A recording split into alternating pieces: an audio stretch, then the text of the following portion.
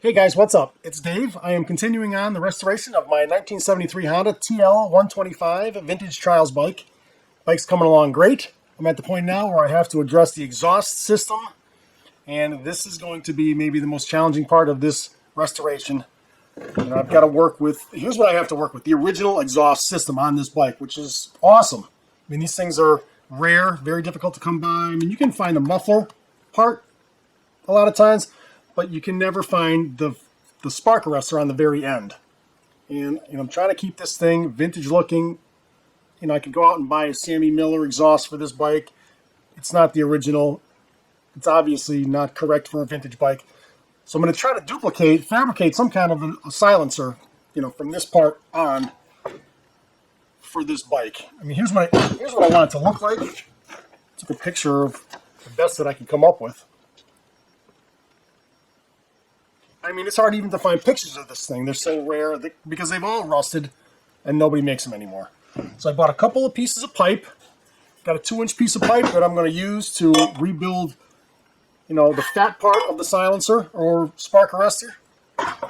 And then I've got a smaller pipe that's going to come out the end for a couple of inches, just like the original one did. But I'm going to have to figure out a way to, taper this pipe down to fit this pipe and have this pipe sticking out a couple of inches maybe to replicate, that look. So I'm not a fabricator, but I am going to give this a try. So I'm going to try to take this, taper down to this, weld it all together, and then, cut it here and weld a new piece on with a hanger. And hopefully we can get something that looks very similar to OEM, because that's the look I'm going for. So this could get interesting. You might want to stick around for this job. Let's get right into it. All right, here's how I'm going to try to create a 2.5-inch taper on this pipe. This pipe wants to go from the 2-inch diameter that it is, outside diameter, to a 1-inch diameter pipe that would stick out another maybe inch and a half. So it'll be this big pipe tapered down to a small pipe that sticks out an inch or two. And so the taper is going to be about 2 inches. So I've cut a strip of 2-inch paper. I've wrapped it around the pipe and I've cut it so that it's the same length of the pipe's diameter. Once I've done that, I folded it in half once, I folded it in half twice, and I folded it in half 3 times. And so when I open this up now, I've got 8 sections, 8 equal-sized sections of this paper. And then I've marked across each of the folds. So now on each edge of the paper, I've got markings. Can you see that? So I want to transfer these marks onto my pipe. And how I'm going to do that is now I'm going to wrap my piece of paper around the pipe, like so. I'm going to tape it here so it stays.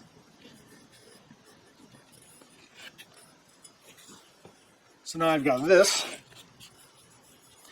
and now I'm going to transfer all of these marks from the paper onto the actual pipe itself, and I'm just going to use a Sharpie on each side, like that, all the way around the pipe. I'll mark there, and there, there, and there, there, and there.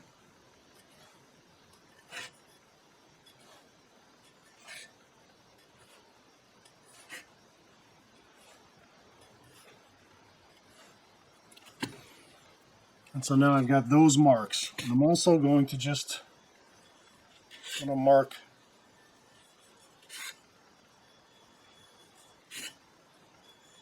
a line like that. All right. And now I can take this paper off and let's see what we got. So now I've got this. I've got equal spaced marks across the pipe. Okay, so that's step 1. So now we're going to set this aside, and I'm going to do something similar to the smaller pipe. So let's do that next. And so the smaller pipe, this is going to be the actual tailpipe that's going to stick out maybe an inch or two out of the tapered pipe that I'm going to end up with. So I've cut a piece of paper, the same circumference as the pipe, like that. And I'm going to fold this paper. I'm watching what I'm doing. I'm not looking at the camera. I hope I'm getting you in the shot here. I'm just going to fold this thing, again, like I did the other one, in half 3 times. If I can. Here's 1. Here's 2. And there's 3 times. And so now I have this. I'm also going to just kind of mark the center.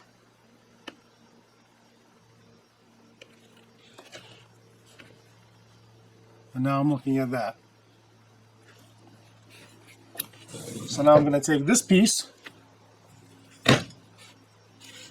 and I am going to line it up like this.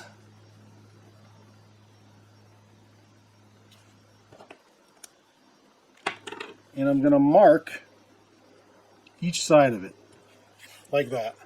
I'm going to go all the way around the pipe and I'm going to do this.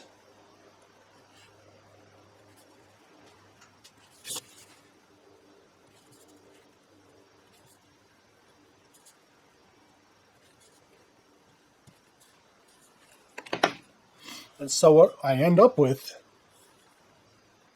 are these marks. Okay, so once I have this, now I'm going to make a mark from each one of these lines to the corresponding outside lines of the marks that I just made. And it's going to create a kind of a wedge shape. And this is the wedge that I'm going to have to cut out at some point later on.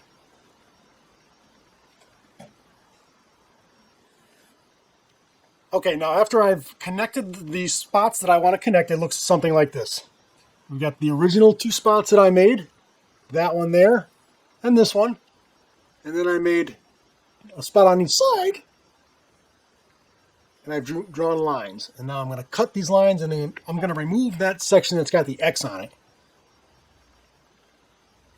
And then I'm going to try to bend what's left into a 1-inch diameter shape that I can weld up and end up with a cone at the end.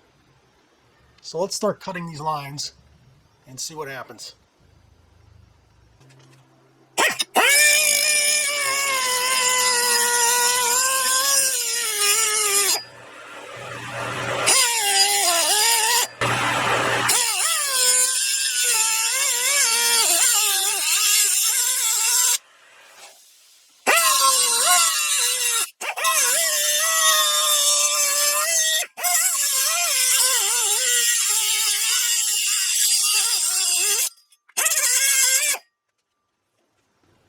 Alright, so after a certain amount of cutting, this is what I end up with. Not very pretty, but I don't know that it has to be all that pretty. And so now, as you can probably tell from this look, I'm going to try to bend all of these in towards the center and end up with a round 1-inch hole that I can then weld my 1-inch pipe to for a little tailpipe. So let's see if we can kind of bend all these down to a small 1-inch hole. This is my first try at it, so if this doesn't work, I'm always going to try it again. But here's my starting spot. Again, it doesn't look very pretty, but let's see if that matters. Alright, so here we are. Not very pretty again, but we're just going to see how this thing works out. If it doesn't work out good, I'll try it again. But let's just see. I think I can probably bend these just with my hand, maybe. Or maybe tapping it with a hammer might be good.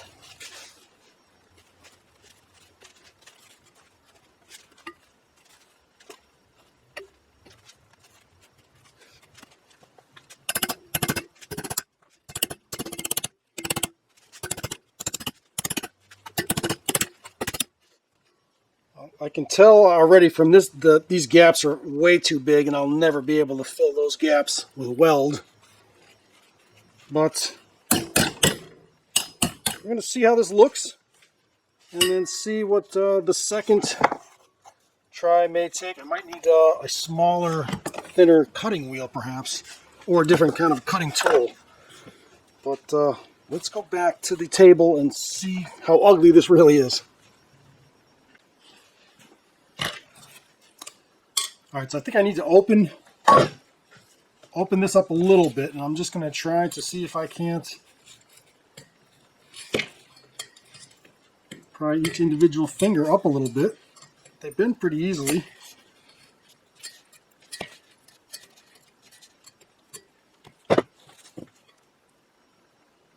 That's not too bad, but before I start going too happy with this tail piece, I think I want to see how successful I might be in cleaning this up and filling those gaps. Alright, here I am. I've cleaned this up a bit. I'm going to try to fill these gaps with weld and just make this one solid coned piece of metal. And let's just see how it goes. Alright, so here's a quick peek at what I'm doing here. I'm just kind of welding these gaps. There's one. We'll get them all welded up and then we'll clean it all to make it look as nice as possible. But that's the first one right there. And I'm just going to go around and weld all of these legs together. And hopefully we'll have a nice tapered pipe at the end. So let me continue on and we'll check back in a minute. Okay, here's where I'm at with this exhaust piece now. I've welded all these seams, all the gaps closed, grinded it down. I welded a piece of pipe on the end, grinded it somewhat smooth. And this is the shape that I'm looking for. Now, is this a gorgeous piece and perfect? Hell no, but you know, I'm doing this whole bike myself. I'm not farming it out. I might be able to take this to a fabricator and, you know, for $550 he could come back with something that maybe looks better. But then you need the bike to weld it all together, and you know, you leave your bike somewhere and something falls again. Bike's not going anywhere. It's all being done here. So this is what I've got. It looks decent. It gives the appearance of the OEM exhaust, and that's really what I'm looking for. I'm not trying to fool anybody into saying this is the original exhaust. This is just what I've manufactured, and I think it's pretty good. So let's. I'm going to take this over to the bike now. I'm going to put the rest of the exhaust system bolted onto the bike, see if I can get this in position, tack it, and then I can take the whole exhaust off and then weld this in place. And, you know, I think this will look good. Again, I'm not trying to fool anybody. I just want it to look pure vintage. And everything else on this bike is original. And I've done it all myself. So let's continue with that theme. Take this over to the bike and tack it in place. Okay, exhaust is bolted to the bike. I got the hanger here. Here's my piece, and what I'm trying to do, you know, I've marked it a little bit. The position I think is good. So I'm looking to, you know, tack it in place like that. Then I can remove the whole exhaust from the bike and then finish welding this thing up. And, you know, that's the look that I'm looking for. And I think it looks pretty good.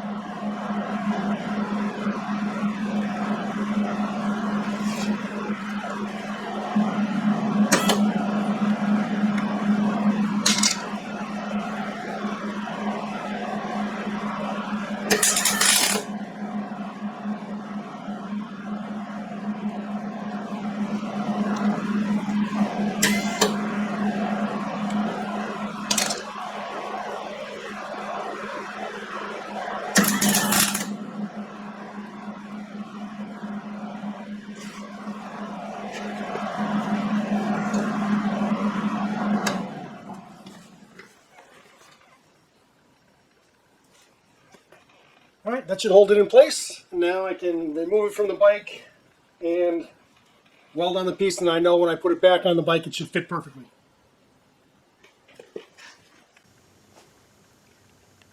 Okay, so here's the final product. And as I hoped, it did. Once I did weld it all together, it did bolt up perfectly, no issues, no problems. And I welded it and I grinded it.